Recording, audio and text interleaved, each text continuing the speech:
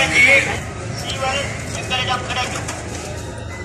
எங்களிடம் தரமாக செய்யப்பட்ட உரப்பு கஞ்சி, இப்பு கஞ்சி, தூள், நூல் வகைகள் சீவல் எங்களிடம் கிடைக்கும்.